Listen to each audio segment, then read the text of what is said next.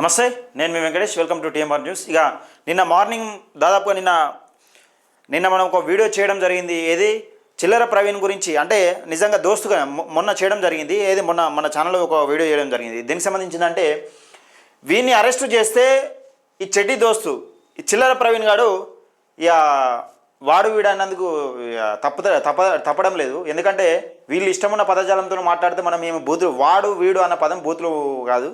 ఇక మొన్న మిత్రుడు నావిన కూడా వీడియోలు చేస్తూ ఉన్నాడు. జర్నలిస్టును ఎట్లు పడితే అట్లా తిడుతున్నాడు. వీళ్ళు జర్నలిస్టులు ఎందుకైతే జర్నలిజం అనే ముసుగు అడ్డం పెట్టుకొని ఇష్టం ఉన్నట్టు పదజాలం పడదు. వీళ్ళ పదజాలం ఒకసారి నువ్వు వాళ్ళ న్యూస్ ఛానల్ చూస్తే మీకు అర్థమవుతుంది.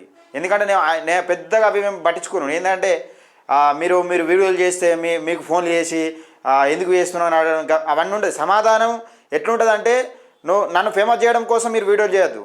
అలా కంటెంట్ ఏందో చూసి మరీ మాట్లాడేది తప్పలేదు. ఇప్పుడు నన్ను కాదు, ఎవరిమైనా వీడియోలు చేయొచ్చు, ప్రధానమంత్రిని కూడా ప్రశ్నించవచ్చు. కాకపోతే ప్రధానమంత్రిని ప్రశ్నించే రూట్లో నువ్వు ఏం మాట్లాడుతున్నావు, ఏం కథ అన్నది నీ ఛానల్ వ్యూవర్స్కి అర్థం కావాలి. ఇప్పుడు వీళ్ళ గురించి మాట్లాడుతున్నా అంటే ఒక అర్థం ఉన్నది. నేను ఇప్పుడు ఈ ఎక్స్ప్లెనేషన్ ఎందుకు ఇస్తాను అంటే, దీనికి ఒక అర్థం ఉన్నది. వీళ్ళు జర్నలిజం ముసుగులో ఏ భాష మాట్లాడుతున్నారు, ఏ విధంగా మాట్లాడుతున్నారు అనేది నేను క్లియర్గా చెప్తున్నా.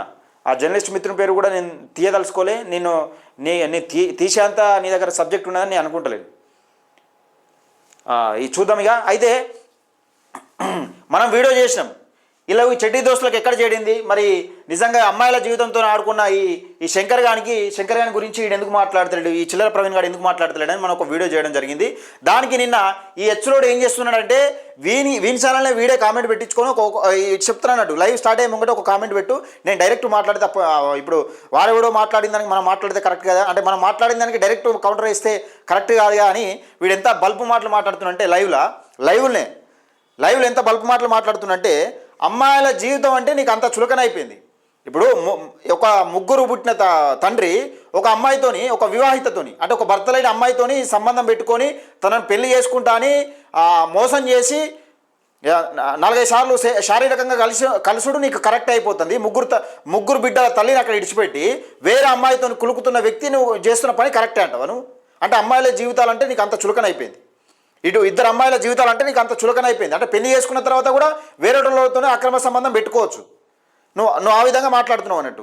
జర్నలిజం అంటే నీకు గది, నీ ఇంకిత జ్ఞానం గది. నువ్వు ఇంకా వీళ్ళు మాట్లాడతారు, జ్ఞానాన్ని దొంగలిస్తారు, లేకపోతే తెలివిని దొంగలిస్తారు.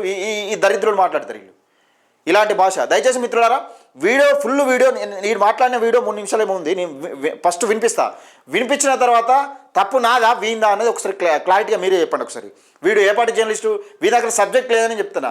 వీడు నిన్నాక ఏదో ఒక న్యూస్ ఛానల్ వస్తున్నా, ఆడు వెంకటగాడు చెప్తాడు. వీనికి షెల్టర్ ఇచ్చిన వెంకటగాడు 7200 ప్రెజెంట్స్ అంటాడు. ఈ 7200 మళ్ళీ ఎక్కడి నుంచి వచ్చిందిరా నాయన? ఆ తీన్మార్ మల్లన్న వాడిండు, అయిపోయింది కదా దాని కథ. నువ్వు మల్లన్న వాడింది మీరు వాడు తప్పితే మీకు వేరే ఏం లేదురా భయ్. మీకు దమ్ము ఉంటే, ధైర్యం ఉంటే ప్రభుత్వం చేసిన అవినీతి అక్రమాల గురించి చిట్టాలు తీసి బయట పెట్టారు ఒకసారి మల్లన్న పెట్టినట్టు. మీకు అంత సీన్ లేదు. తీన్మార్ మల్లన్న ఏం చేస్తే అది చేయాలి మనం, అదే మన పని.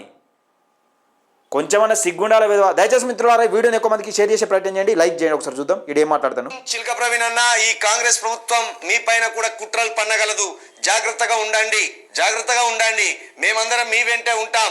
జై భీమ్, జై తెలంగాణ. తప్పకుండా కుట్రలు ఉంటూనే ఉంటాయి. కాకపోతే ఏ పాటి కుట్రలు వీడు ముందు అన్ని పసిగట్టి చెప్తాడు, అన్ని విషయాలు పసిగట్టి చెప్తాడు ముందు, వారం రోజుల ముందే అనేది వాళ్ళకోటి ఉన్నది సందిగ్ధత. ఏ అంశం మీద పట్టుకోవాలి, ఏ అంశం మీద. నేను తీగ మీద నడిచినంత సమాంతరంగా చెప్తాను విషయాన్ని. బ్లాస్ట్ అయితే లేను, నాకు తెలుసు. బ్లాస్ట్ అయితే ఏ విషయంలో పట్టుకపోతారో తెలుసు. నేను శంకర్ విషయంలో చెప్పిన, ఏంది శంకర్ కేసు అనేది చెప్పిన. వాళ్ళిద్దరి మధ్య సైక్యత ఉన్నది. ఆ సైక్యత కాస్త వల్ల బ్లాస్ట్ అయి గొడవ జరిగింది చూడు. ఆ గొడవను క్యాచ్ చేసుకున్నది ప్రభుత్వం. చాలా పకడ్బందీగా ఉంటుంది ప్రభుత్వ ఈ వ్యూహం. అంత ఆషామాషిగా ఏముండదు. చిన్నగా గొడవ జరగగానే ఆ గొడవ ఎవరి మధ్య జరిగిందో చూస్తారు, వాళ్ళని పట్టుకుంటారు. ఇప్పుడు శంకర్ విషయంలో అదే జరిగింది. ఆ అమ్మాయి ఆయన ఇద్దరు స్నేహంగానే ఉన్నారు. చిన్నగా ఎక్కడైతే విభేదాలు వచ్చినాయో ఆ విభేదాలు వచ్చిన కాడ వీళ్ళు పెట్రోల్ పోసి లగ్గిపుల్ల గిగిలు వేసాను.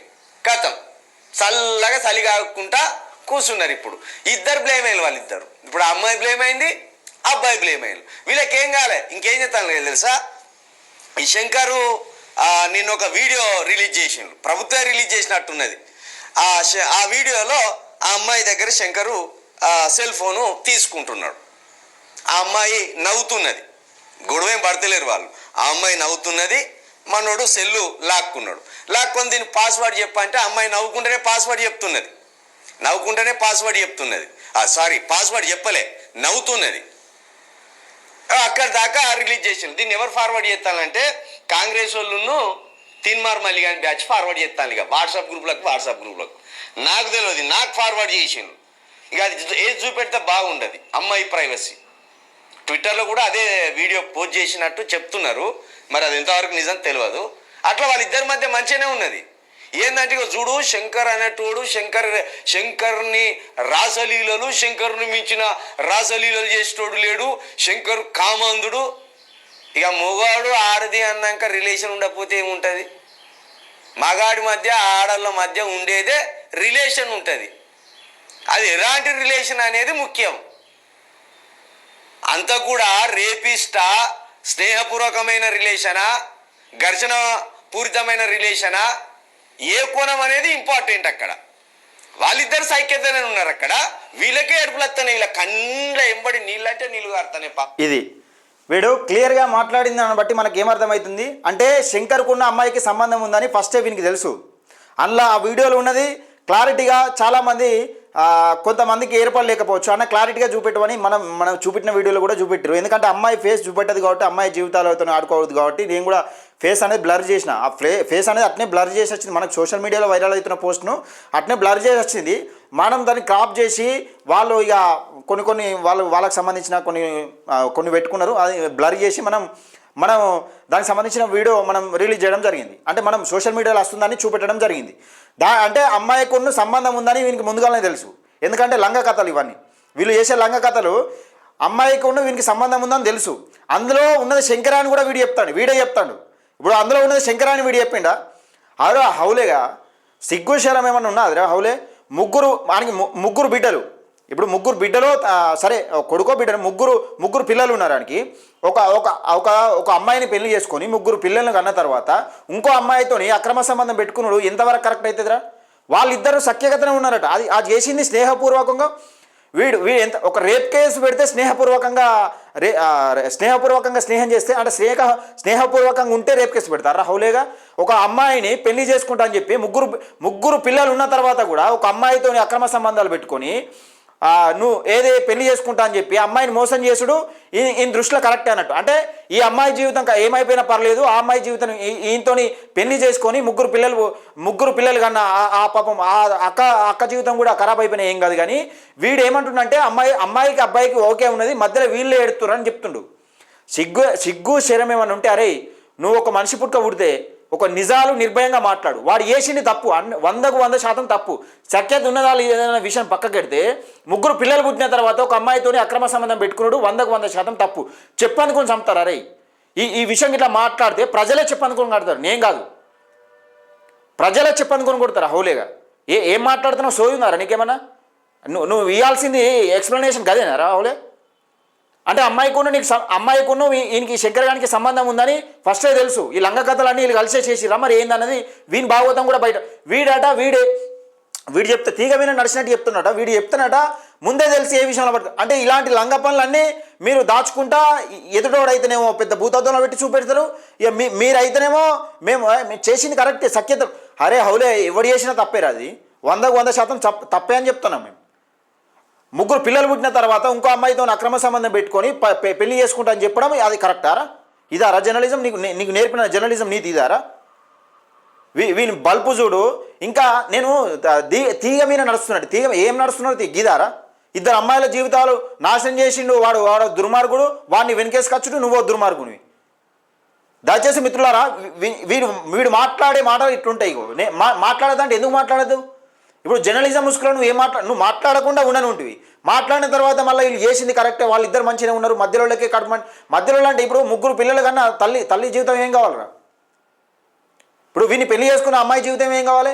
ఈ అమ్మాయి జీవితం ఈ పెళ్లి చేసుకుంటా అని చెప్పి శారీరకంగా వాడుకొని వదిలేసిన అమ్మాయి జీవితం ఏం కావాలి? ఆమె కంప్లైంట్ ఏం ఇచ్చినావు? చదివినావా హౌలేగా? సోయి ఉన్నది మాట్లాడుతున్నావు? ఏమన్నా సోయి ఉన్నది నీకేమన్నా? అసలు ఏం మాట్లాడుతున్నావు? నీకన్నా కళ్ళు ఉన్నదా? దేడిది మాక ఇలాంటి వాడాన్ని జర్నలిజంకి వచ్చి జర్నలిజం విలువలు మొత్తం తుంగలో దొక్కుతున్నారు. దయచేసి మిత్రులారా, ఇలా ఈడు మాట్లాడిన దానిలో కరెక్ట్ ఉన్నదా? మీకు కరెక్ట్ అనిపించిందా? ఒక అమ్మాయిల జీవితాన్ని కరెక్ట్ నాశనం చేయడం కరెక్టా? ముగ్గురు పిల్లలు ఉన్న తర్వాత కూడా వేరే అమ్మాయితో అక్రమ సంబంధం పెట్టుకున్నాడు, ఎంతవరకు కరెక్టు? వీడు మాట్లాడిన దానిలో అది కరెక్టే. అలా మధ్యలో సఖ్యతను ఉన్నది, మధ్యలోకే చెడిపోయింది. ప్రభుత్వం అన్నాడు దాన్ని క్యాచ్ చేసుకున్నదట. అంటే అమ్మాయి జీవితాన్ని నాశనం చేసుడు ఇదొక్కటే విషయం కాదు, నీ భాగవతం కూడా బయటకు వస్తుంది. నీ భాగవతం బయటకు వస్తుంది. ఇంకా శంకరన్న ఎక్కడెక్కడ ఏ రాసలీలలు ఉన్నాయి, ఏం కథ అనేది మొత్తం బయటకు వస్తుంది. అమ్మాయిల జీవితాలతో ఆడుకుంటే అందరికి ఒకటే శిక్ష ఉంటుంది.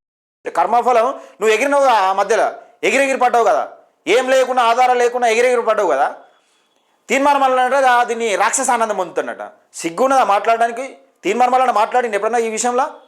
అవులేగా ఆఫీసు మీద దాడి చేసినప్పుడు మీరే దాడి చేయించుకున్నారని మాట్లాడి రావులే. మీరు సపోర్ట్ చేయకుండా పర్లేదు, ఒక జర్నలిజం నుండి మీరే దాడి చేయించుకున్నారని మాట్లాడతారా? మీరు ఎన్ని భాగవతాలన్నా మీ భర్త మీరు ఎన్ని రోజులు ఇష్టమైన భాష మాట్లాడి తీర్మానాలను టార్గెట్ చేసి ఏ విధంగా మాట్లాడిరనే తెలంగాణ ప్రజానికం అందరూ చూస్తున్నారు. మీ దగ్గర సబ్జెక్ట్ లేదని క్లియర్గా తెలంగాణ ప్రజానికానికి అందరికి అర్థమవుతుంది. మాట్లాడుతున్న పదజాలం కూడా ఏ విధంగా మాట్లాడుతున్నారని క్లియర్గా అర్థమవుతున్నది. నువ్వు ఏ తప్పనాలో ఎవరైతే తప్పనాలి, ఆ తప్పును ఎంకరేజ్ చేస్తూ మళ్ళీ చేసింది కరెక్ట్ అని మాట్లాడతావు రావులేగా.